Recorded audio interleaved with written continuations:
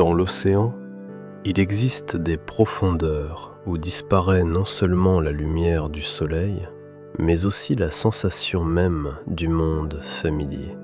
Là, les repères humains de distance, de direction et de temps ne fonctionnent plus. L'eau devient dense, froide et presque immobile, et chaque mouvement ressemble à un effort.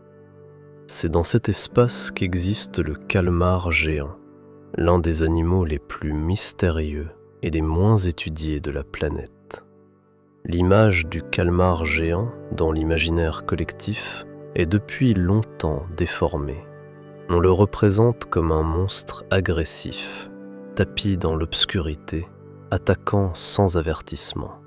Cette vision a été nourrie par les légendes, les œuvres de fiction et de rares découvertes sorties de leur contexte. Mais si l'on examine attentivement les faits, il devient clair que le calmar géant n'est pas un prédateur au sens habituel pour l'homme.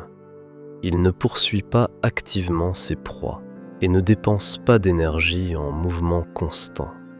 La profondeur impose ses propres règles. Il y fait froid, la pression est immense et les ressources alimentaires sont inégalement réparties. Dans de telles conditions, ne survit pas le plus rapide ou le plus agressif, mais celui qui sait économiser ses forces. Le calmar géant passe la majeure partie de son temps dans un état de quasi-immobilité. Il dérive lentement dans la colonne d'eau, se laissant porter par les courants, comme s'il devenait une partie de son environnement. Son corps est adapté précisément à cette existence. Il est mou et flexible, dépourvu de structures rigides qui pourraient céder sous la pression. À des profondeurs où les structures métalliques se déforment et où les technologies les plus avancées fonctionnent à la limite de leur capacité, le calmar géant évolue naturellement. Pour lui, la pression n'est pas une menace, mais une norme avec laquelle il a évolué pendant des millions d'années.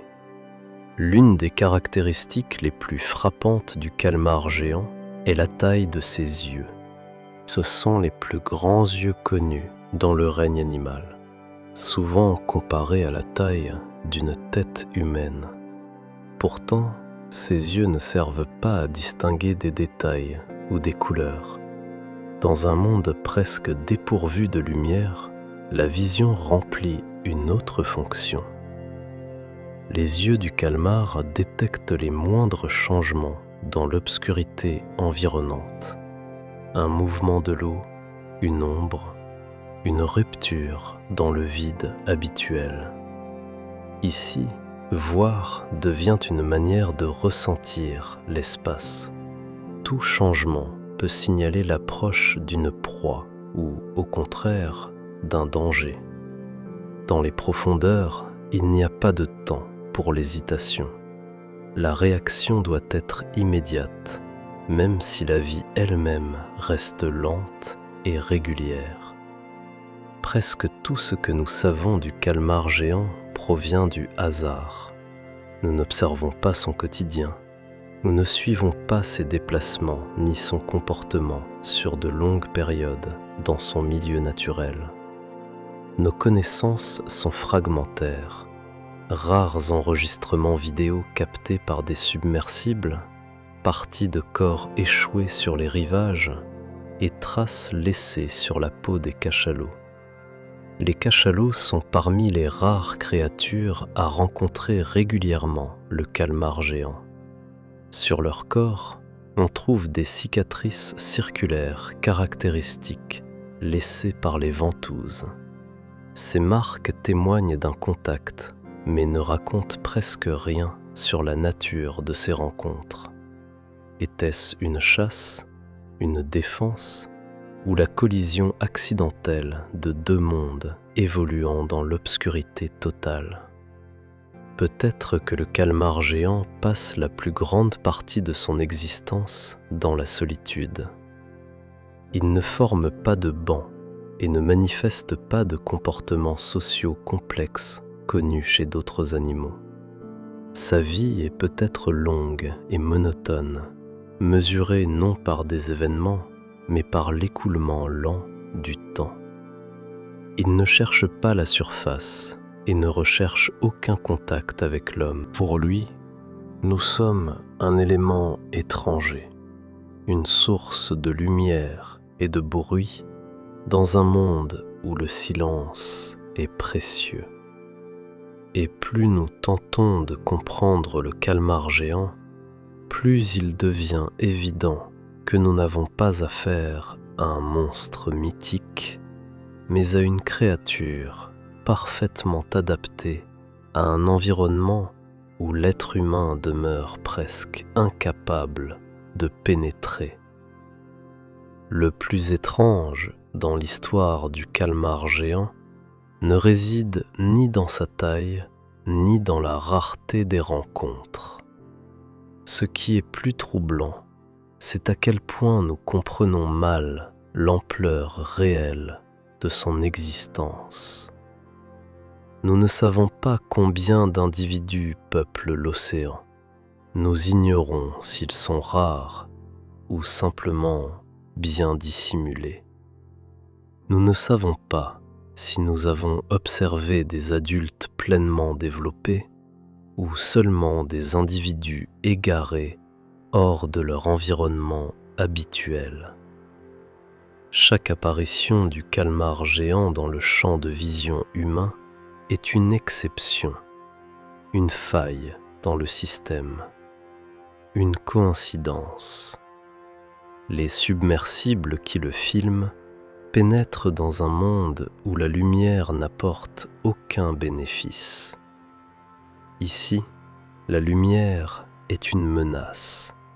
Elle n'éclaire pas l'espace, elle le perturbe. C'est pourquoi la plupart des créatures abyssales disparaissent ou se figent, cherchant à se fondre dans l'obscurité. Les images du calmar géant sont presque toujours fragmentaires. Quelques secondes de vidéo, une silhouette floue, un mouvement difficile à distinguer des ondulations de l'eau. Nous ne voyons ni le début, ni la fin. Ces fragments ne racontent pas une histoire. Ils ne font que confirmer une présence. Et cela suffit à rappeler que l'océan cache bien plus qu'il ne révèle. On suppose que les calmars géants pourraient vivre bien plus longtemps que ce que l'on attend habituellement des invertébrés. Un métabolisme lent, des mouvements rares, l'absence de compétition constante pour les ressources, tout cela pourrait indiquer une vie mesurée en décennies. Mais cela reste impossible à confirmer. Nous ne les accompagnons pas dans leur parcours. Nous n'observons pas leur vieillissement. Nous ne voyons que des instants. Même la taille du calmar géant demeure sujette à débat. Certaines découvertes suggèrent des limites précises. D'autres obligent à revoir ces estimations. Chaque nouveau fragment ne clôt pas la question. Il l'élargit. Peut-être que les plus grands individus ne remontent jamais au niveau accessible à nos appareils. Peut-être n'avons-nous vu qu'une infime partie de ce qui existe réellement dans les profondeurs. Le calmar géant ne se cache pas consciemment de l'homme. Il vit simplement dans des conditions qui ne sont pas destinées à notre présence. Pression, froid, absence de lumière. Pour lui, c'est la norme. Pour nous, c'est la limite. Nous n'y pénétrons que brièvement et au prix d'efforts considérables, alors que lui y demeure en permanence. Il en résulte une perspective inversée. Nous nous considérons comme des explorateurs, ceux qui découvrent et analysent. Mais dans les profondeurs océaniques, la logique change. Ce n'est peut-être pas seulement nous qui observons. On pourrait aussi nous observer. Nos machines, bruyantes et lumineuses, paraissent étrangères et maladroites dans cet univers. L'océan ne cherche pas à être compris. Il ne révèle pas ses secrets progressivement et ne s'adapte pas à la curiosité humaine. Il ne permet d'apercevoir que ce qui subsiste après une rencontre accidentelle entre deux mondes. Et le calmar géant fait partie de ce système de dissimulation, rappelant qu'une grande partie de la vie sur Terre existe en dehors de notre champ de vision. Peut-être rencontre-t-il nos dispositifs plus souvent que nous ne l'imaginons. Peut-être les perçoit-il comme une brève perturbation du silence, indigne d'attention. Et cela en dit long. Pour lui, l'homme est un épisode. Pour nous, il est une énigme.